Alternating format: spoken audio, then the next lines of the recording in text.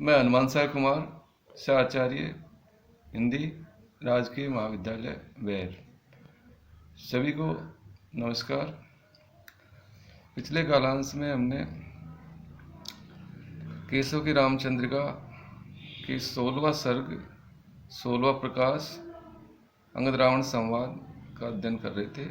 उसी क्रम में आगे अध्ययन करते हैं।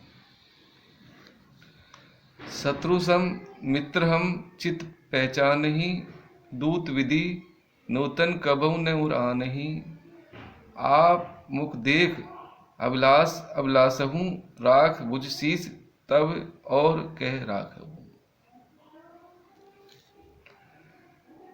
जब रावण ने अंगद से कहा कि तुम मेरी सारी सेना लेकर तुम्हारे पिता के हत्यारे राम का वध कर दो, तो अंगद उसकी उस कूटनीति का उत्तर देता हुआ रावण से कहता है कि हे रावण, शत्रु सम मित्र हम चित पहचाने।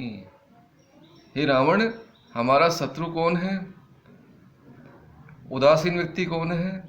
सम का अर्थ है तटस्थ, जो न मित्र है और न शत्रु है, उसको उदासीन कहते हैं या तटस्थ कहते हैं। तो अंगद कह रहा है कि हे रावण, हम अच्छी तरह इस बात को पहचानते हैं कि हमारा मित्र कौन है, तटस्थ व्यक्ति कौन है और शत्रु कौन है। अच्छी तरह हम उस बात को जानते हैं कि राम हमारे सहायक हैं, स्वामी हैं या शत्रु, इस बात को हम अच्छी तरह जानते हैं।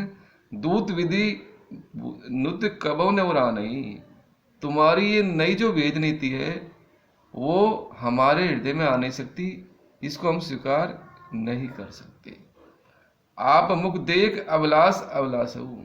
इसलिए हे लंकापति रावण, पहले अपने मुख को देखो और फिर अभिलाष अभिलाषो, फिर अपनी इच्छाओं को पूरा करो। भाव ये कि व्यक्ति को पहले अपनी रक्षा करनी चाहिए। राख बुझ शीस तब, हे रावण, तुम अपनी जो 20 भुजाएं हैं और 10 सिर है, पहले इनकी रक्षा करो, क्योंकि तुमने जो कार्य किया है वो निश्चित रूप से पापक्रम है, अन्याय है, अत्याचार है और तुम्हारा वध निश्चित है। इसलिए पहले अपनी 20 भुजा और 10 शीस की रक्षा करो, तब और कह राखो। तब दूसरे की रक्षा के बारे में बताना, फिर दूसरे की रक्षा करना के बारे में सोचना। पहले अपनी रक्षा तो कर लो, तुम ही है सुरक्षित हो, तुम भला मेरी क्या रक्षा करोगे। तो इस तरह वीर अंगद रावण की जो कूटनीति थी, जो भेद नीति थी, उसका वो वर्तना करते हैं, निंदा करते हैं, उसका विरोध करते हैं कि मुझे अच्छी तरह पता है कि मेरा कौन शत्रु है, कौन मित्र है, तुम कितने मेरे हितैषी बने हुए हो, ये मैं अच्छी तरह जानता हूं। आगे इसमें मूलतः काक वक्रोक्ति अलंकार है, मतलब कथन में टेढ़ा कथन है। काक वक्रोक्ति जहां पर इस तरह वर्णन किया जाए कि बात तो थोड़ी काक वक्रोक्ति का अर्थ वक्रोक्ति टेढ़ा कथन है, यानी कथन इस तरह कहा जाए जिससे टेढ़ा कथन निकले, यानी आप मेरे मित्र नहीं हैं बल्कि आप मेरे शत्रु हैं। काक वक्रोक्ति अलंकार है। आगे, मेरी बड़ी भूल कहा कहो रे, तेरो कहो दूत सवे सहेरे। वे जो सवे चाहत तो ही मारियो, मारो कहाँ तो ही जो देव मारियो। अंगद के उस कथन को सुनकर रावण अंगद को भयभीत करने की चेष्टा कर रहे हैं, डरा रहे हैं।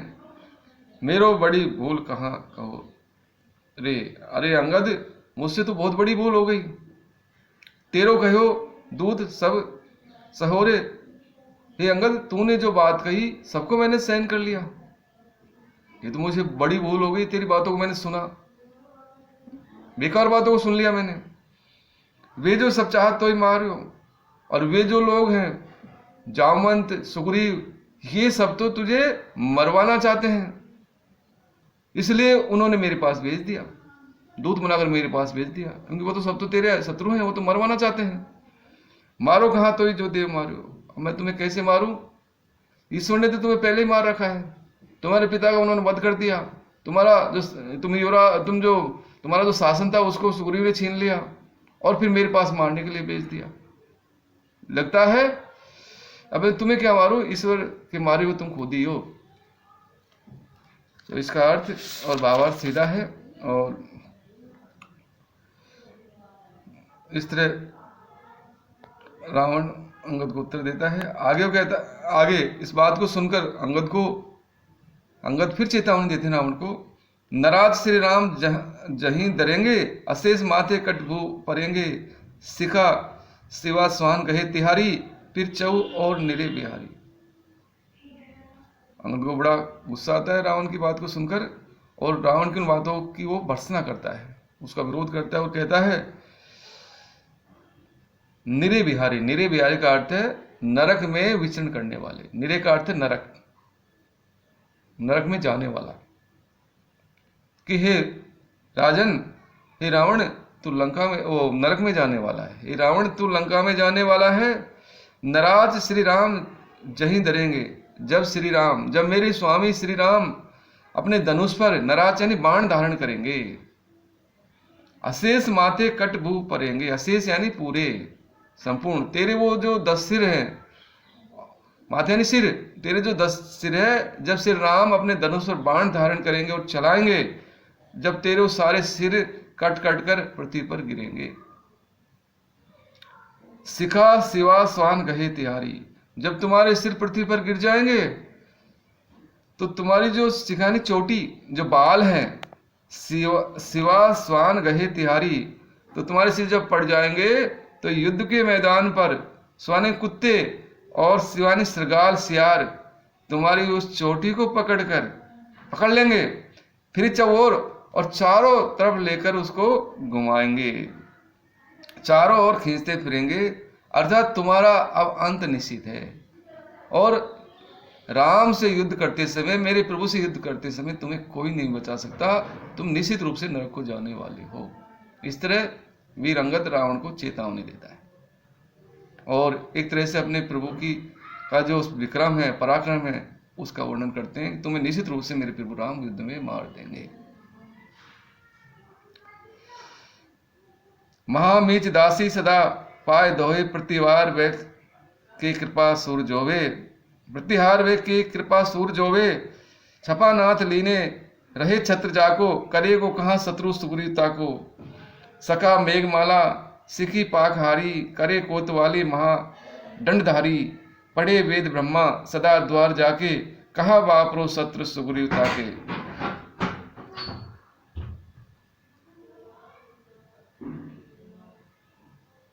प्रस्तुत छंद में रावण अपनी शक्ति का अंगद से बखान करता है। प्रस्तुत छंद में रावण अंगद से अपनी शक्ति का बखान कर रहा है कि तुम्हारा राम तो मेरे सामने है ही क्या। रावण अंगद से कहता है कि अंगद, महामीच दासी सदा पार दोए। महामीच का अर्थ है महामृत्यु। मृत्यु मेरी दासी बनकर सदा मेरे पैर धोती रहती है। प्रतिहार वह के कृपा सूर्य होवे, और सूर्य मेरे द्वारपाल बनकर, प्रतिहार यानी द्वारपाल बनकर हमेशा मेरी कृपा की बाट जोता रहता है, मेरे तरफ देखता रहता है कि मेरे ऊपर कब कृपा करेंगे। सिपानाथ लीने रहे छत्र जाको, और जिसका छत्र चंद्रमा हमेशा लेकर खड़ा रहता है। सूर्य मेरे द्वारपाल बनकर मेरी आज्ञा के लिए सिर झुकाए खड़े रहते हैं कि हे प्रभु मुझे आज्ञा दीजिए। महामृत्यु मेरे चरणों को धोती रहती है, मृत्यु को मैंने जीत लिया है। और चंद्रमा मेरे छत्र को लेकर हमेशा खड़ा रहता है, मेरी सेवा में उपस्थित रहता है। करे वो कहाँ शत्रु सुग्रीवता को, भला तुम्हारा वह सुग्रीव शत्रु बनकर मेरा क्या बिगाड़ सकता है। भला मेरे जैसे शक्तिशाली व्यक्ति का एक कमजोर शत्रु क्या बिगाड़ सकता है। आगे वो कहता है, सका मेघमाला सिकी पाकहारी, और मेघ समूह, बादलों का समूह, वो सक्के का काम करते हैं, बिस्ती का काम करते हैं, पानी भरने का काम करते हैं। सका मेघमाला हे अंगद, बादलों का जो समूह है वो मेरे यहाँ बिस्ती का काम करते हैं, अर्थात मेरे यहाँ पानी भरते हैं। सिका पाकहारी और अग्नि, अग्नि मेरे यहाँ भोजन बनाने का काम करती है। पाक हारी का अर्थ है भोजन बनाने वाली। अग्नि मेरे यहाँ भोजन बनाने का काम करती है। और मेघमालाएं, मेघ समूह मेरे यहाँ पानी भरते रहते हैं। करे कोतवाली महादंडधारी, महादंडधारी का अर्थ है यमराज। यमराज मेरे यहाँ कोतवाली काम करता है।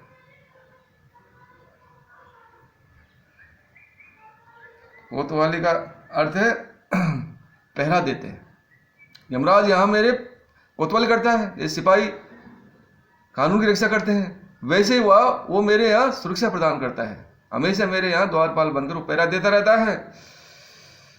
पढ़े वेद ब्रह्मा सदा द्वार जाके। अब ये बताओ, जिसके दरवाजे पर ब्रह्मा जो पूरे संसार का निर्माण करता है, वो वेद मंत्रों का मेरे यहाँ दरवाजे पर पढ़ता रहता है, वो भी मेरी सेवा में तत्पर रहता है। कहा बापरो शत्रु सुग्रीव ताको, तुम्हारा वो बेचारा सुग्रीव शत्रु बनकर मेरा क्या बिगाड़ सकता है?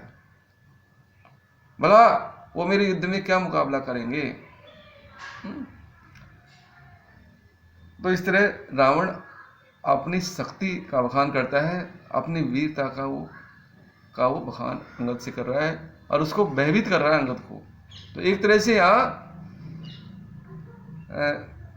वीर रस है, ओज गुण है, वीर रस है और उदात अलंकार है। एक अर्थ अलंकार जहां अतिशय समृद्धि का वर्णन किया जाए वहां उदात अलंकार है। तो रावण अपनी समृद्धि का बखान करता है, मैंने सभी देवताओं पर विजय कर ली है और वो सारे देवता मेरी सेवा में रहते हैं। भला वो एक वानर बेचारा, वो सुग्रीव किष्किंधा का राजा, भला वो मेरा क्या बिगाड़ सकता है? आगे, पेट चंड्यो पलना, पेट चंड्यो पलना, पलका चंडी, पाल के हु चंडी मोह मड्योरे, चौक चंड्यो चित्रसार चंड्यो, गजबाज चंड्यो गढ़ गरु चंड्यो रे, व्योम विमान चंड्यो ही रहो, कई केसो सो कबू न पढ़्यो रे, चेतत नाही रहो चंड चित्त सो चाहत मूंड चिताई चंड्यो रे। इस तरह रावण की शक्ति का बखान सुनकर अंगद को बड़ा क्रोध आता है, गुस्सा आता है और रावण की जो बातचीत है, जो बात की उसकी वो भर्त्सना करता है कि लगता है कि रावण अब तेरी मृत्यु आ गई है, और इस तरह उसको डराता है, धमकाता है। कहता है कि रावण सबसे पेट चंड्यो अर्थ है माता के गर्भ में आया और पेट पर चढ़ा, कि रावण सबसे पहले तो तू माता के पेट पर चढ़ा। कहने का अर्थ है माता गर्भ में आया और फिर तेरा जन्म हुआ, और जन्म होने के बाद तू उनके पेट पर, जैसे बालक जन्म लेने के बाद माता के पेट पे खेलता रहता है, वैसे उसके पेट पे चढ़ा। पलना, उसके बाद में तू झूले पे चढ़ा, झूलने पर बैठा। भाई झूलने पे चढ़ा, बालक को झूलने में लिटा दिया जाता है, झूले पे लिटा दिया जाता है। और उसके बाद में तू जब बड़ा हुआ और थोड़ा बड़ा हुआ तो पलंग पर चढ़ा, यानी पलंग पे सोया तू। सबसे पहले माता के गर्भ में आया, फिर तेरा जन्म हुआ, तब तू माता के पेट पे चढ़ा। फिर थोड़ा बड़ा हुआ, जब तू झूलने पे चढ़ा, उस पे सोया, और उसके बाद में जब और बड़ा हुआ तो तू पलंग पे चढ़ गया। पाल के उछंड मोह मड्योरे, और उसके बाद जब तू युवा हो गया तो विवाह की जो पालकी है उस पर चढ़ा, और इस तरह तू मोह में ही पड़ा रहा। मोह मड्योरे, इस तरह तू मोह में मड़ा रहा, यानी अहंकार में ही तू पड़ा रहा, अहंकारी हो गया। चौक चंड्यो, और जब तेरा विवाह हुआ तो विवाह मंडप पे चढ़ा, उस पे बैठा जाके, जहां यज्ञ वेदी होती है, विवाह वेदी होती है, वहां मंडप बनाया जाता है, उसको कहते चौक। उसके बाद में तू चौक पे चढ़ा। चौक चंड्यो चित्रसार चंड्यो, जब तेरा विवाह संपन्न हो गया, मंदोदरी के साथ जब तेरा विवाह संपन्न हो गया तो मंदोदरी के साथ तू फिर रंग महल में चढ़ा, यानी रंग महल में रहा, पत्नी के साथ रहा। और यही नहीं, उसके बाद में तू राजा बन गया। और गजबाज, बाज का अर्थ है घोड़ा और गज का अर्थ है हाथी, उसके बाद में तू हाथी घोड़ों पे चढ़ा। कहने का अर्थ है राजा के रूप में सुशोभित हुआ, लंका का राजा बन गया, गढ़ गर्व का चंडोर। और उसके बाद में तू अहंकार रूपी गढ़ पे चढ़ गया, और तब से ही उस अहंकार रूपी गढ़ पे चढ़ा हुआ है। कहने का तू बड़ा ही अहंकारी हो गया, अभिमानी हो गया, तुझे अपने वैभव का बड़ा घमंड है, व्योम विमान चढ़े ही रहे हो, और तब से लेकर अब तक तू आकाश रूपी विमान पर चढ़ा ही रहा है। कहने का अर्थ है तू ऊंची ऊंची कल्पना ही करता रहता है कि मेरे समान इस संसार में कोई दूसरा नहीं है। अर्थात मैं अब स्वर्ग में जाऊंगा। विमान चढ़ो, व्योम विमान चढ़ो रहे हो, अर्थात तू ऊंची ऊंची कल्पनाओं पर ही चढ़ता रहा, करता रहा। कहीं केशव सो कबू न पड़े रे। क्योंकि केशवदास आगे वर्णन करते हैं, और अंगद कहता है कि केशव का अर्थ राम भी है और केशव का अर्थ केशवदास भी कवि के भी है, दोनों के लिए प्रयुक्त हुआ है। यहाँ केशव शब्द में श्लेष अलंकार है, एक अर्थ अलंकार जहां किसी शब्द की एक बार आवृत्ति होती है लेकिन उसके अर्थ कई निकल जाते हैं। कई केशव सो कबू ने चढ़ो रे। केशवदास जी आगे लिखते हैं कि अंगद कहता है कि हे रावण, तू केशव सो कबू ने पढ़ो रे, लेकिन तूने केशव राम का कभी नाम नहीं लिया, राम को कभी नहीं जपा, अर्थात राम को नहीं पढ़ा, राम को नहीं समझा। मेरे स्वामी जो साक्षात विष्णु के अवतार हैं उनको तू कभी समझ नहीं सका, उनका तूने नाम स्मरण नहीं किया, या उनका उच्चारण नहीं किया, या उनका जाप नहीं किया, बस अहंकार पर ही तू चढ़ता रहा। चेतत नाही रहो चंड चित्त। इसलिए हे रावण, तेरे चित्त में तेरा मन तो अहंकार में चढ़ा हुआ है, अभिमान में चढ़ा हुआ है, लेकिन चेतत नहीं, लेकिन अभी तुझे ज्ञान नहीं हुआ, चेता नहीं तू, ये समझा नहीं। सो चाहत मूर्ण चंडोई चिताई चंडोरे। इसलिए हे मूर्ख रावण, चिताई चंडोरे, अब तू लगता है चिता पर चढ़ना चाहता है, अर्थात राम के द्वारा मरना चाहता है, अर्थात मेरे प्रभु श्री राम के द्वारा तू मरना चाहता है, और तेरी मृत्यु अब निश्चित है, तुझे कोई नहीं बचा सकता। तो चिता पर चढ़ने का अर्थ है कि तू अब मरना चाहता है, और इस तरह वीर अंगद रावण को अंतिम चेतावनी देता है कि अब तू बच नहीं सकता, तो अहंकार के गढ़ पर चढ़ा हुआ है, तो बड़ा ही अभिमानी हो गया है। तू अब भी नहीं जागा, तुझे अब भी समझ में नहीं आई कि राम कोई साधारण व्यक्ति नहीं है बल्कि साक्षात परमात्मा है। एक नया अलंकार आया इसमें, सार अलंकार है, जहां वर्णित वस्तुओं का उत्तरोत्तर उत्कर्ष या अपकर्ष दिखाया जाता है। जैसा इस प्रसंग में इस पूरे छंद में बताया कि पहले वो पेट पर, फिर पन्ना पे, फिर पलका पे, फिर पालकी पे, फिर चौक पे, फिर हाथी घोड़े पे, फिर व्योम विमान पर, और अब वो चिता पर चढ़ना चाहता है। तो वो बिला जैसे चढ़ने का वर्णन किया है, वैसे तो इसमें